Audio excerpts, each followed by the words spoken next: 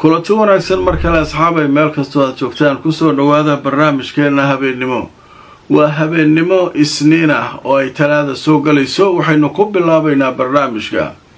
warbaahinta caalamka ayaa si weyn uga hadlaysa war culus oo goordhow laga helay dhanka warbaahinta Israa'iil, kaasoo sheegaya weerarkii maanta ay soo qaadeen Xuutiyiintu inuu ahaa mid khatar ah. waxay weerareen goobta nuclearka laga sameeyo Israa'iil ee la yiraahdo Dimona. way ku dhawaatay diyaaradda droonka. hadday ku dhufan lahayd uu nuclear ka dhalan lahaa meesha, dad fara badanaa dhiman lahaa. Xuutigu nima sahlan ma ah. haddaba marka aan idin tuso wararkii ugu dambeeyay sheekada laga qoray caawa soo baxday.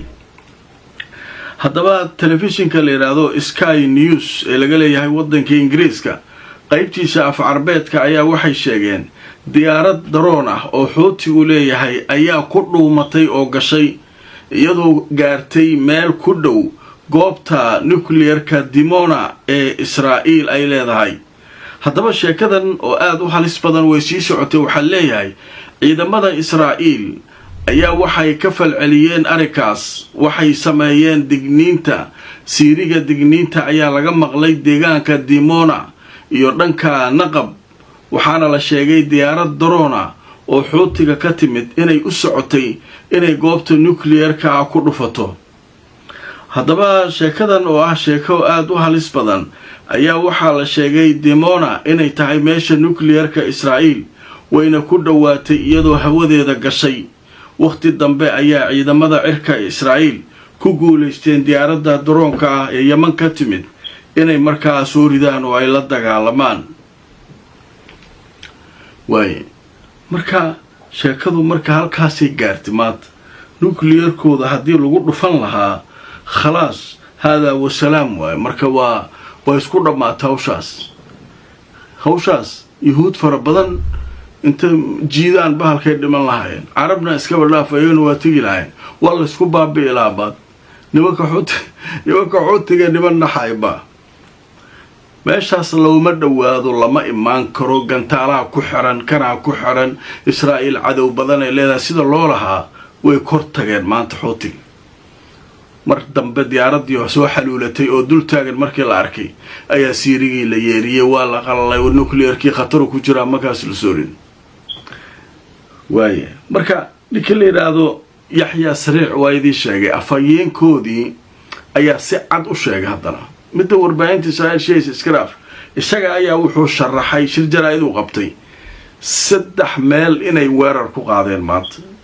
haddaba marka aan idin tuso wararkii ugu dambeeyay, jaridda la yiraahdo Al-Qudus waxay sheegtay Xuutiyiintu inay goordhoweed sheegeen inay bartilmaameedsadeen Dimona meesha nuclearka waay, iyo madaarka ama aeroboortka Ben Gurion ee magaalada Tel Aviv, iyo Ramon aeroboortka la yiraahdo oo shalay ay weerareen oo Israa'iil ku yaala. muujeeda 3 meel aan weerarnay dheen. Dimona waa weerarnu dhahay. meesha nuclearka Israa'iil ay ka naxsan tahay ma qarineen waa weerarnay. aeroboortka Ben Gurion iyo aeroboortkii shalay 3daas meel aan weerarnay. mana joojinayno, waa ku wadaynaa weeri. si fiican u garaacayna. haddaba Netanyahu iyo kooxdiisu waa yaaban yihiin. waxay yeesheen lagu leeyahay shir, waxayna ka hadlayaan sidii ay haddana weerar culus ugu qaadi lahaayeen Yemen saacadaha soo socda.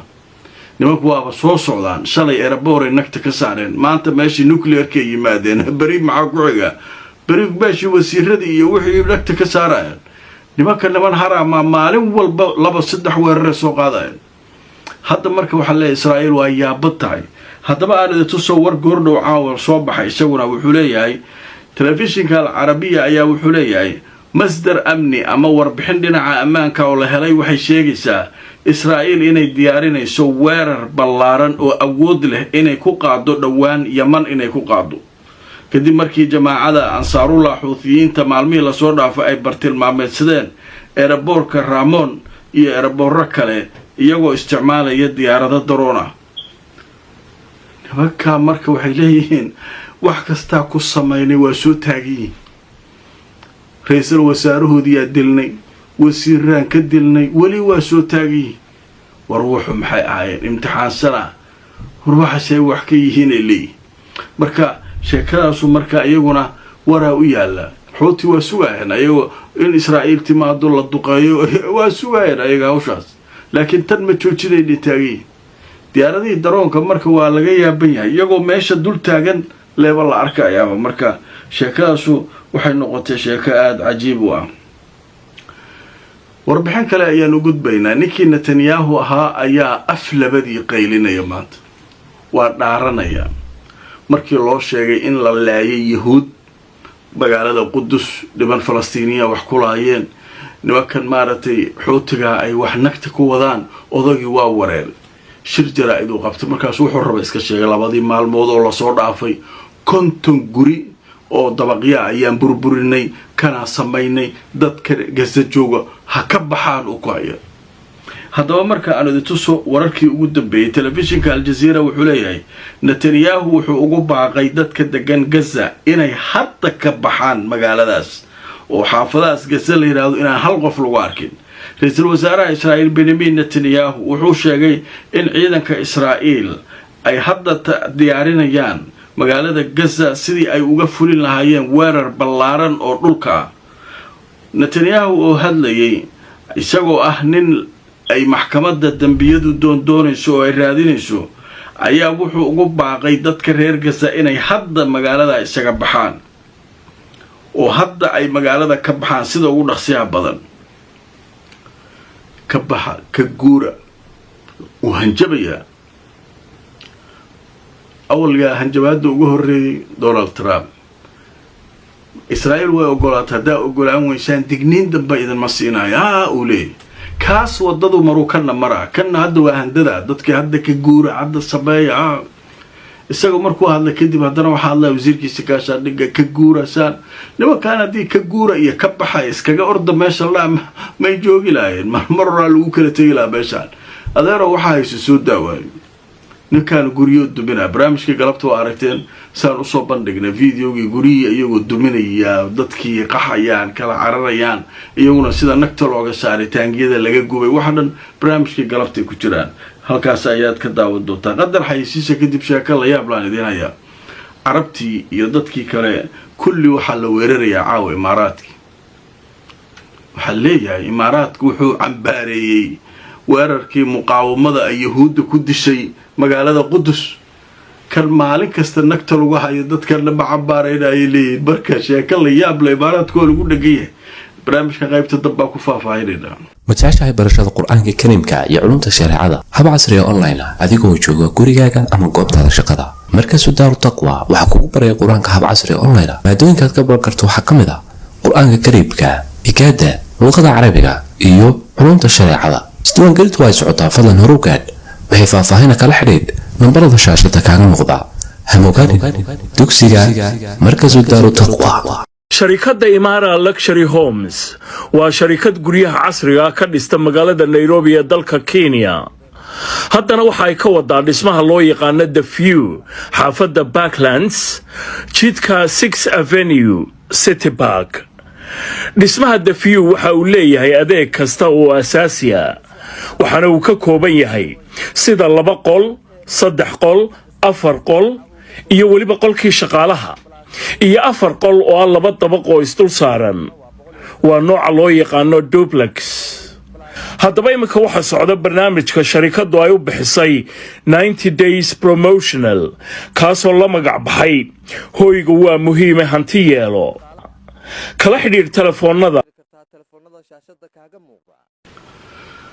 kulanti wanaagsan asxaabay meel kastoo aad joogtaan kusoo dhawaada barnaamijkeennii habeenimo waxaynu maraynaa qaybihii ugu dambeeyay barnaamijka haddaba qaybtan waxaynu kaga hadlaynaa arrin aad muhiim u ah oo ku saabsan waxa ka dhacaya bariga dhexe dawladihii carabtu sida ay Israa'iil ula safteen wax la yaab loo waay dadkii oo dhan hadda carabtii social media markaa gashay imaaraadka u dhigeen waxa imaaraadka difaaca waa yari inta kala saasa loo garaacaya waa niman daba dhalifya shacabku waa fiican yahay nimanka xukunka haysta xun kan waa saasa lagu haya marka muxuu halay imaaraadka maanta waxaan ka hadlaynaa dhan weerar 2 nin oo Falastiiniyiin ay qaadeen oo dad yahuuda ay ku laayeen magaalada qudus oo weliba dadka la laayay oo wax la gumaaday ay ku jireen kuwo wadaada diimeedyo ah oo la sheegay qaarkood inay wax ka abaabulayeen weliba arrinta masaajid al-aqsa in la galo iyo waxa kan iyo waxa dadkii ka shaqeynayay aan lagu cuno meesha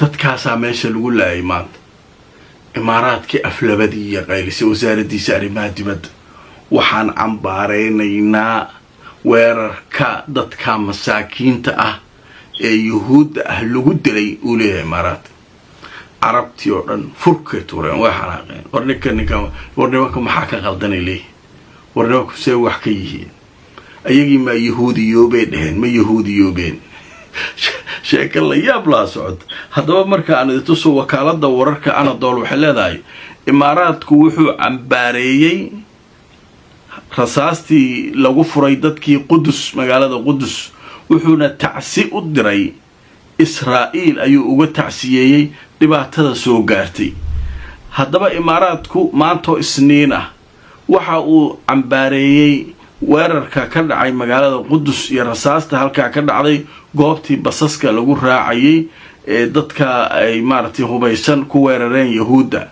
weerarkaas oo 6 Israa'iiliyiin ay ku dhinteen dhowr iyo 10 kalena ay ku dhaawacmeen